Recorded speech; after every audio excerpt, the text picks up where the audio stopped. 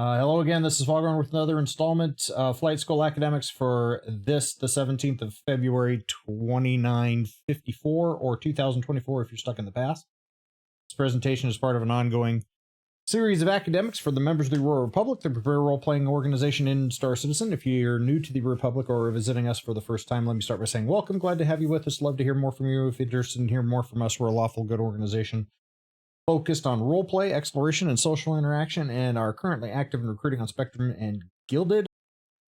Tonight, we're, like I said, back into a new year, so we're going through all of our standard sort of new guy academics, how to play this silly game known as Star Citizen and some of the concepts that are behind it. So we're going to go through basic navigation concepts tonight, which is BA100 Charlie, or Basic Aviation 100 Charlie, part of our undergraduate pilot training syllabus to get you your UPT certification. Should take about 10 or 15 minutes and be fairly fast, hopefully. Okay, so basically what we're going to talk tonight is a little bit about the scientific bases behind celestial navigation, planetary orienteering, and then how the navigation system actually works in Star Citizen. So let's start with broad theory, and then we'll go into actual application. And like I said, don't get too wrapped around the axle on the big broad theory, just so that you kind of heard it and you're generally familiar with how it works. Hey, Olimir, what's up? So that you can understand exactly what how things work and why they work the way they work. So basically, when you're talking about celestial navigation, you're talking about first have to understand spherical coordinate systems. Okay. The universe does not operate in Cartesian coordinates, X, Y, and Z. Cartesian coordinates is something that mankind came up with to teach young children three-dimensional mathematics. It's actually a terrible system to try to use to lay out or navigate. That's why we use a spherical coordinate system. When you do that, you would recognize spherical coordinate systems because they have latitude, longitude, and range if you have the third coordinate in there. So basically the components of any spherical coordinate system, it'll have a center point and origin is the 000 of the system. It'll have a fundamental plane. This is what defines 0 degrees of latitude. So on planet Earth, that fundamental plane is an imaginary geometric plane that cuts the Earth in half at the equator. That's what the equator is that fundamental plane that defines what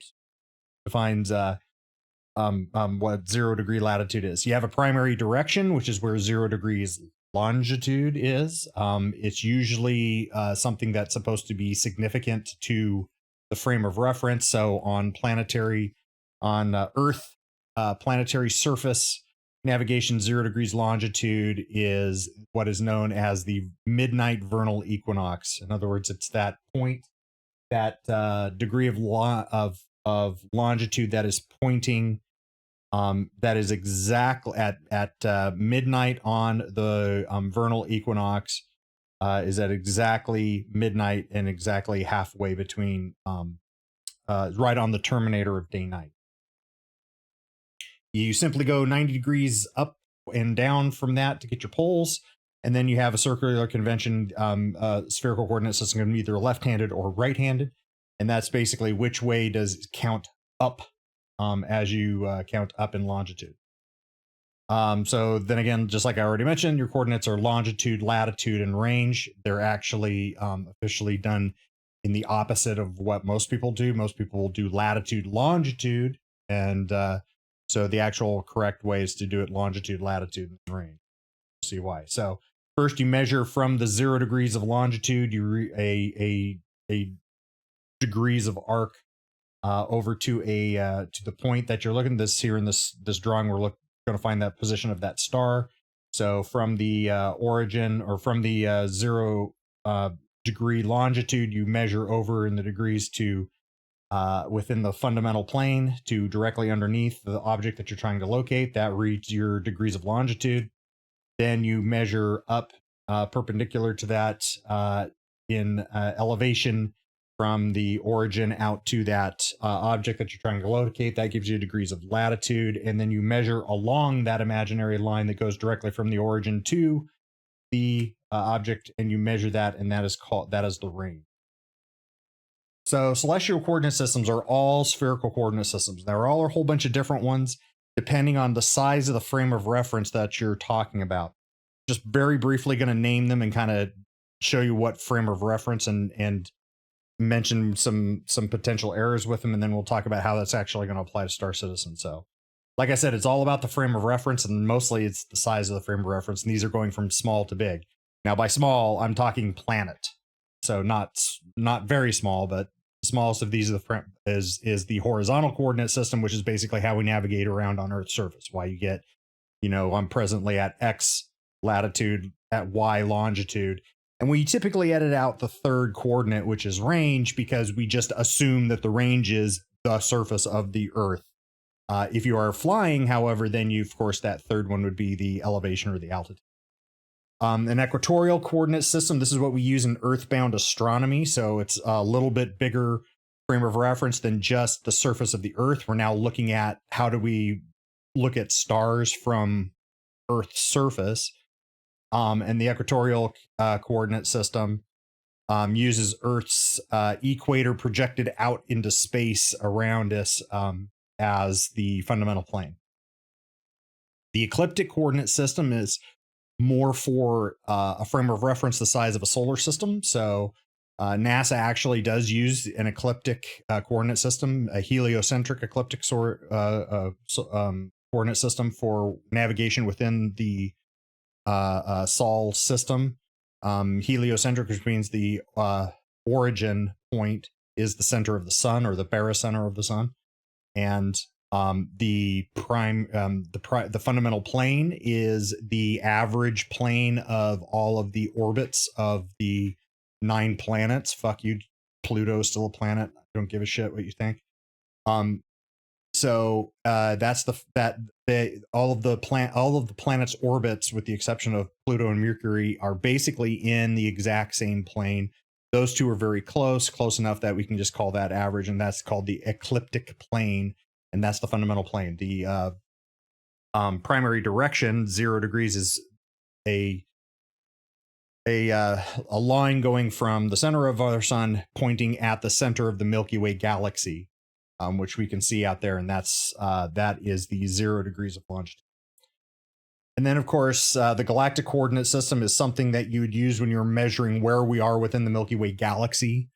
There is an actual system to that. I can show it to you if you really care. And then there's a supergalactic coordinate system too, which is everything in the known universe. This is how they go. Galaxy M bloody blah is over that way, and the other one is over that way, and all that kind of stuff. That's how they actually do have a supergalactic coordinate system. They all have small problems with them. Basically, each of them have one type of variation that makes them not perfect in all situations. The horizontal, if we were trying to describe where astronomical bodies were, in astronomy, where things are from the surface of the Earth, if we try to use the Earth's horizontal system, the problem is that the Earth is spinning. So you can't just say, hey, it's at this lat long angle and altitude elevation, because you have to also specify an exact time, not just a time of day, but also a day of the year, because we are not only spinning, we're also orbiting the sun. So that's a problem when you're trying to do astronomy with a horizontal system. The equatorial system varies with what's called nutation. And nutation is that the Earth spins around its axis, but that axis is not perfectly stable, pointing in the same direction in space. It actually wobbles a little bit.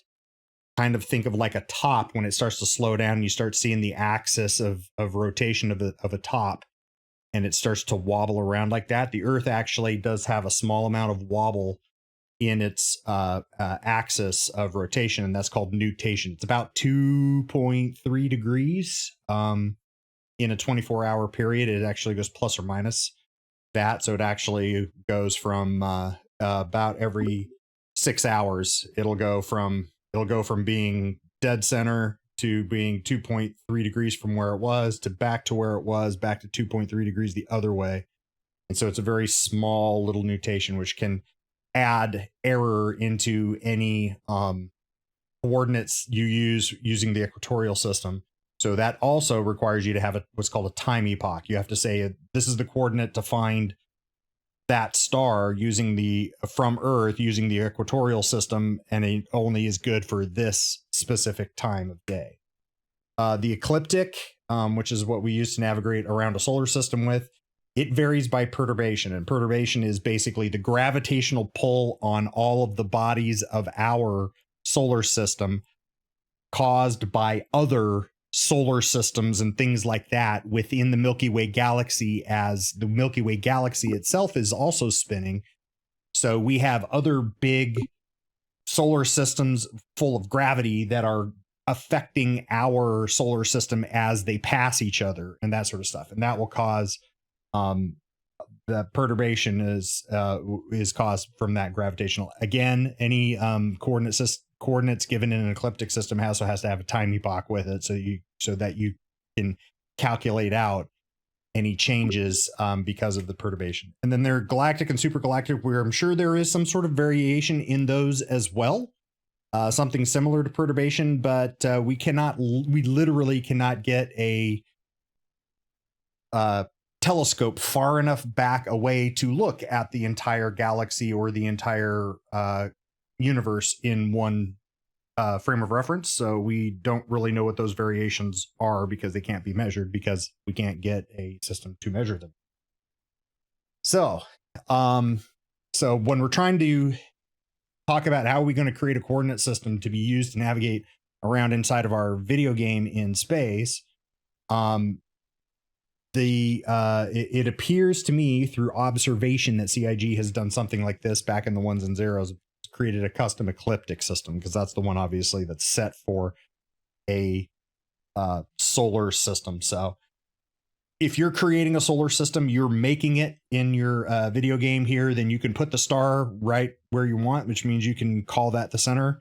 You can put all of the orbits of your planets in in an invariable plane, which they in fact are. Hurston, Crusader, ArcCorp, and Microtech are all coplanar.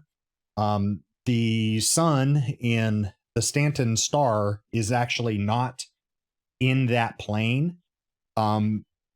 They actually elevated the star object in the in Star Citizen is actually above the plane by a small amount, which basically allows us to be able to jump within that plane. It allows us to be able to quantum travel from one side of the solar system to the other without running into the star in the middle.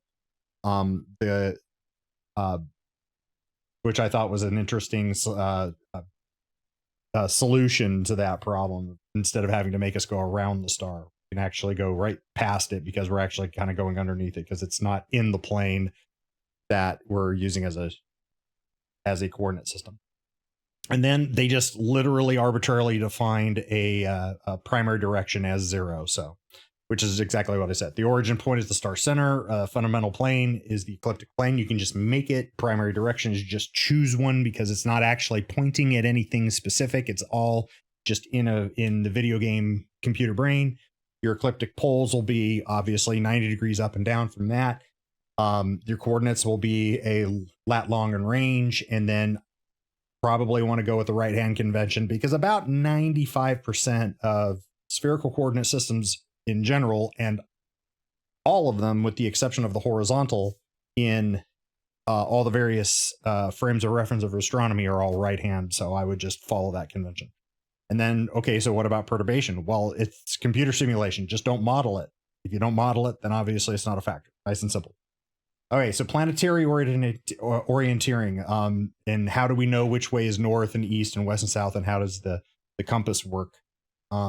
So when we arrive at a new planetary body of something, planet or moon, how do we determine those cardinal directions? Again, just like I hinted before, you have the right hand rule. If you guys are familiar with right hand rule, it's basically take your right hand, relax your hand, let your fingers in your hand rest, and you notice that your fingers will form a natural curve.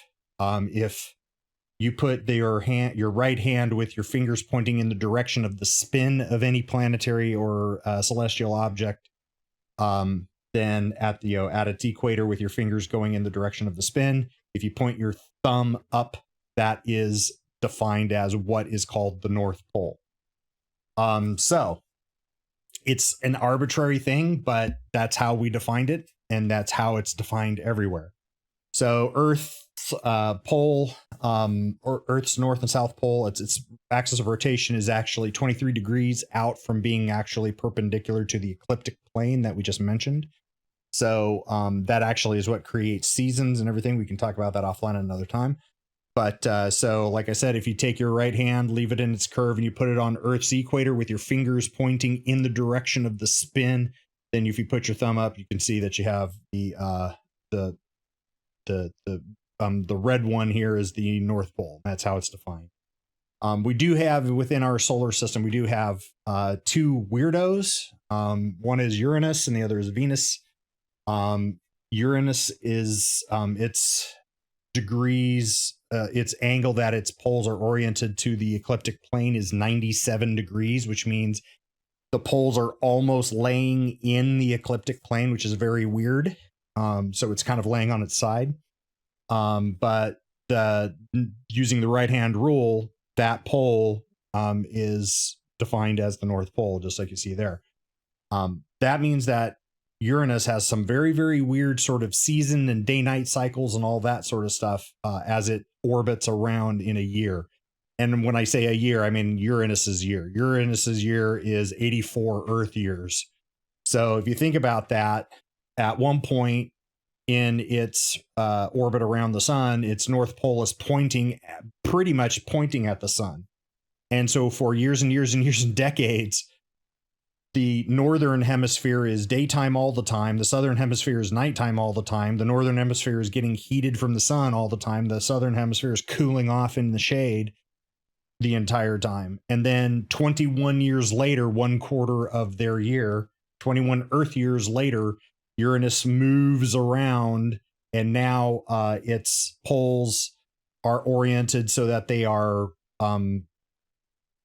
perpendicular to the sun, and now it has a day-night cycle as it rotates, and it has a day-night cycle for years, and Earth years and Earth years and Earth years, a couple of Earth decades. Another 21 years later, it moves another 1/4 of its orbit around, and now the South Pole is pointed at the sun, et cetera, et cetera, et cetera. So it's got some really weird. Now, of course, it's a gas giant, very cold gas giant, but just think about how violent like storms and things in that atmosphere must be when you have one side being heated for 21 Earth years and the other side being cooled for 21 Earth years. That's got to be really, really strange.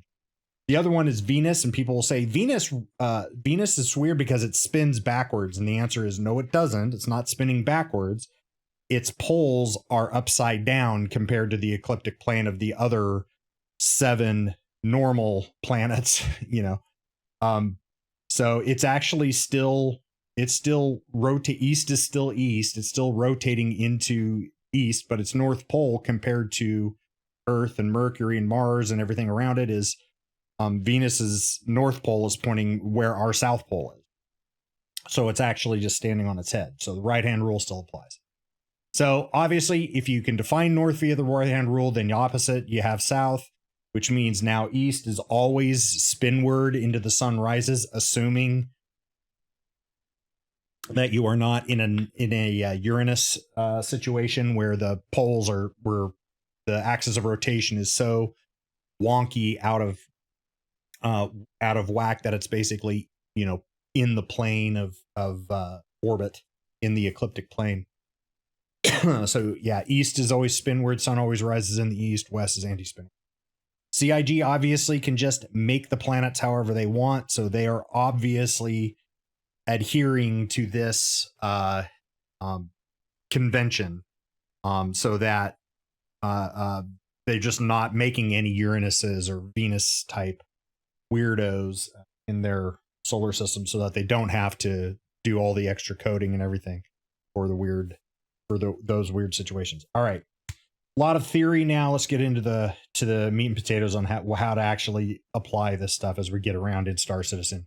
So to make getting around the planetary objects a little bit easier, they've implemented a convention called Orbital Markers. And there's 6 of these OMs, orbital markers, around any planetary body. They're all 90 degrees out from each other. They're all geostationary and co-altitude. So you can always know where you should look because they're always at the same place.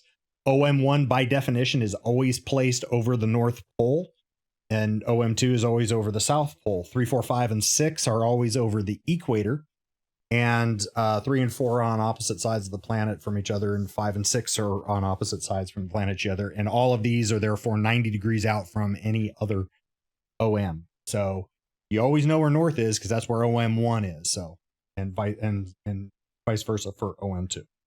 Whoa. Okay. So yeah, so this is Microtech, and like I said, they are geostationary. So the OMs sit over the same spot on the ground and rotate around with and at the same speed as the rotation of the planet or moon. And they are always at the same altitude for that celestial body. Okay, that means that all 6 OMs are at the same altitude over Damar. All 6 OMs are at the same altitude over Microtech. The altitude that the OMs are at over Damar is different than they are for what they are over Microtech, but the 6 Microtech ones will all be at the same altitude over Microtech. Okay, so the OMs at Damar, I think, are at about 200-ish kilometers. The ones over Microtech are like 1,200, and I think the ones over Crusader are at like 14,000 kilometers of altitude if you measure back to the symbol for the planet. Like I said, OM1's north, sun rises in the east. Questions? All right, nav markers. You want to go somewhere quickly across the solar system, which can be a very, very long trip if you're not able to get to at least a high fraction of the speed of light. So that is what our quantum system is, not jump drive. It's quantum drive, quantum system. When you hit B, short push on the B, it brings up, it does some other things with some equipment, but it brings up the navigational HUD, and it will show you all of the nav markers out there. Which are shown here on the left. So the circles are planets. The circle with a little circle is a moon. Lagrange points, comm relays, and orbital markers are all diamonds. The orbital markers are 25% larger than the Lagrange point and comm relays. Space stations are a rounded square. Major landing zone cities down on the planet are a home plate, baseball home plate symbol, and surface outposts that are not a major landing zone down on the surface are a hexagon. If the home plate or hexagon are dashed, it means that they are on the opposite side of the planetary surface or moon surface that you're looking at. So you can expect your spline jump when you quantum travel to it you'll end up doing a spline jump to go around the planet and come into the atmosphere on the other side. So you'll be able to see them through the planet, but you should not, knock on wood, your system should not try to quantum travel you to them in a straight line through the planet and therefore kill you. Yes, we have had that happen in the past. The symbol will show up red if it's blocked. It'll show up in whatever the native color of your HUD is. So that's why you have those 3 colors over on the left. If it's blue like MISC ships, or green like Aegis ships, or orange like Consolidated Outland ship HUDs, then they'll be in whatever the color of the HUD is. Whoop, God dang it. What is going on? I got a sticky key on my keyboard. Okay. Back where we were. All right, so like I said, you short tap B to call up your quantum drive. That also that not only calls up the nav HUD like I spoke, but it also starts the spooling on the quantum drive. Spooling is power, not navigation. Then you need to align your target with your stick or your mouse. In other words, point the nose of the jet within about 5 degrees of that selected marker, and the nav system will pause for a half a sec, and then it will start calibrating. The spooling has a arc spool up progress bar across the top of the nav HUD. The navigation system has a calibration spool up, a calibration progress bar in a curve along the left side. When the power spooling gets to 100%, it'll say spooled complete, spooling complete at the top. When the calibration along the left side gets up, it'll say calibration ready, or navigation ready, I think. So when you are spooled and ready, now you're ready to go, and you long hold B to engage that quantum drive and start that. If you do not have a route set in Skyline, the star map, in other words, then when you kick into the navigation HUD, all nav markers that are within your local area, which is planetary, the planet, its moons, any space stations, everything that are nearby to those things, and then only the major jumpable entities that are for your location. Like, you know, if you're at Crusader, then you still will be able to jump to Hurston, to one of the Lagrange points, that kind of stuff. All of those markers show up at once if you don't have a route set, which can be faster if you can go, I already know it's over in that, the thing I want to go to is over in that direction. You can just point at the nav marker you want without having to waste the time of going in to Skyline and setting your route in the route map. But if you have a couple of nav markers that are sitting on top of each other, that can create quite a bit of confusion for the system to try to figure out which one you want. And there's little, you know, techniques about kind of precessing, and just kind of, because you don't have to be perfectly aimed right at it. You can be a few degrees off, so you can sort of precess off to the left side if you want the one that's on the more left of the two that are sitting on top of each other. You can play all kind of those reindeer games. However, you can also just go into Skyline through the mobiGlas, or just hitting F2 to go direct into Skyline on your mobiGlas. Open up that app, select where you want to go, set that route, and when you do that, then it blanks all of the other nav markers except for the very next, the nav marker for the next leg of your route that you now have set. And it will also, because you've now told it, I want to go to that one, now your situational awareness display, aka the radar in your jet, will have a leader line that's pointing in the direction saying, look over there, the marker you have set is over that way, so you know which way to turn to get your nose pointed at it. Right there with the red lines. So how do you do that? Get into Skyline, aka the star map. Select the destination in Skyline. You get there quickly by F2, or you can go into F1 and select Skyline. Click on your destination when you've selected your destination and fought with the star map to get it to actually select what you want. The destination that you have selected will show up in the upper right. That's the thing that you have clicked on right now. That doesn't mean anything set. It just shows you in the upper right corner. It'll give you data about, it'll give you a little sales pitch about whatever it is you just clicked on. And it'll also give you the range in the upper right corner. So if that is, so you can actually go, okay, I just selected on something. Is that what I actually want? I actually want ArcCorp. Okay, yes, it is. Up there in the upper right. Then the next thing you can do is you go up in the very center at the top and hit set route, and that will lock in. It will calculate a route. It might be multiple legs. It might not be. It'll attempt to do most expedient routing. And then it shows you that route information in the upper left once you have selected route. You need to verify those route legs make sense. That's what you actually want to do. The fuel required is actually, you actually have enough fuel aboard to do it. And then you can also find the time and route. Up in that nav block in the upper left, it shows you each route leg with the fuel per leg.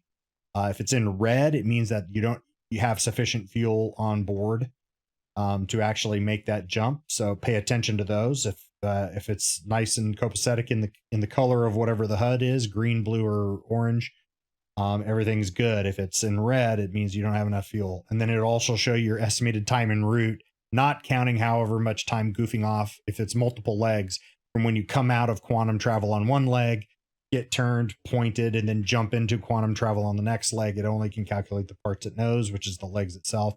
Those will be underneath that horizontal roll line at the bottom of the nav block on the right side, and it'll be given to you in seconds. In fact, it'll be given to you in seconds down to the hundredths of a second. So, all right, very quick. A lot of information, me talking real fast. OM1 is the North Pole, 2 is the South Pole, 3, 4, 5, and 6 are over the equators. If your nav marker is red, it means it's blocked for some reason. You either need to get out of atmosphere, there's an object in the way that you're going to have to go around, or your system's still in cooldown.